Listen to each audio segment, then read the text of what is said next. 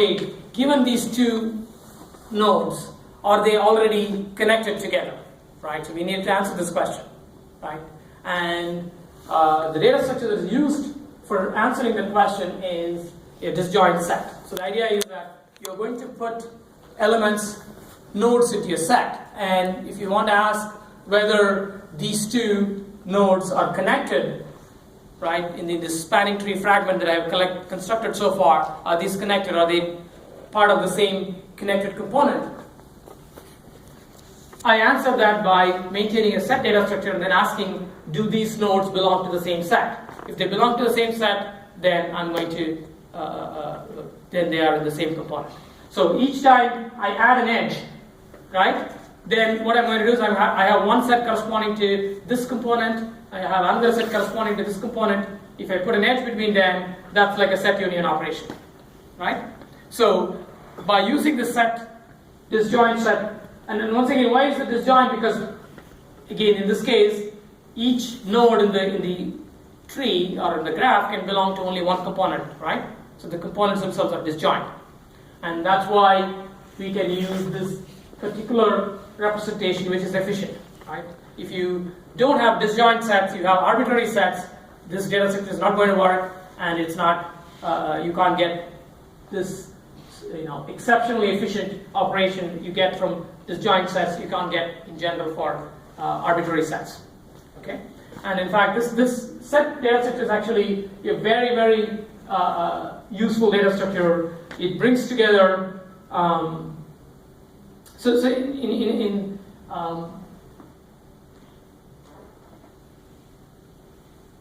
it shows you how by using these analysis techniques and using them to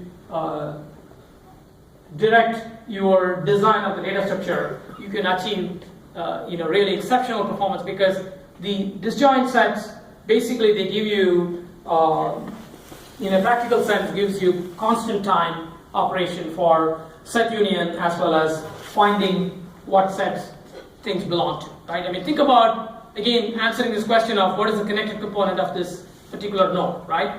So the obvious algorithm for doing that is to do some kind of a DFS, right? So if I was given two nodes and asked whether the two nodes belong to the same connected component, well, I can use a DFS starting from one node, and if this DFS reaches the other node, well, I know they are part of the same connected component, right? So this is obviously a very inefficient operation. And what I'm telling you is that here is a data structure that's going to answer this question in essentially constant time, okay? And that's a very impressive achievement, and that's why it's the sort of most interesting data structure that, as far as I'm concerned, this is the most interesting data structure that I have come across. So let's see how do we do this, okay?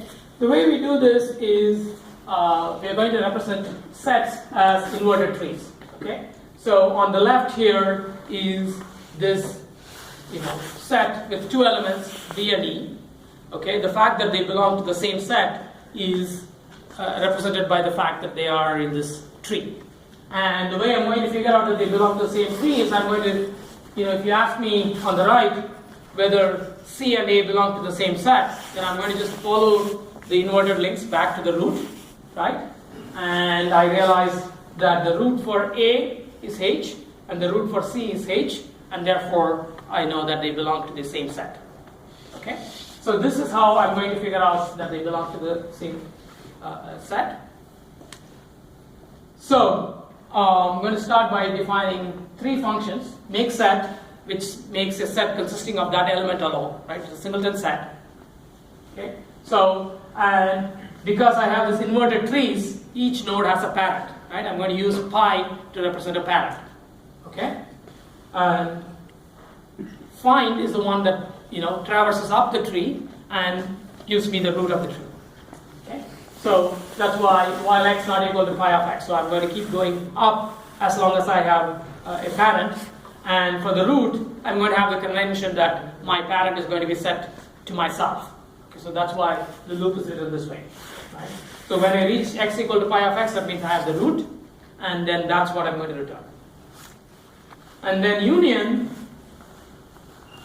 right? So what do I do for union? I need to take this set and then the root of this set and then make it the parent of this set, right? So that's how I make a union.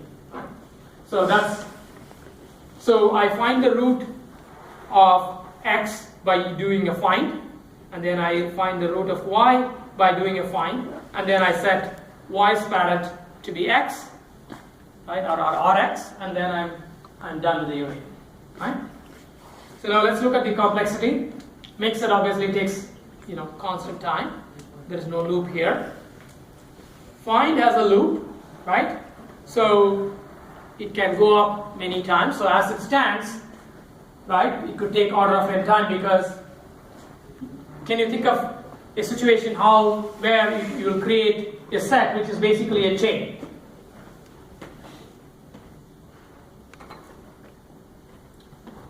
So you have, A1,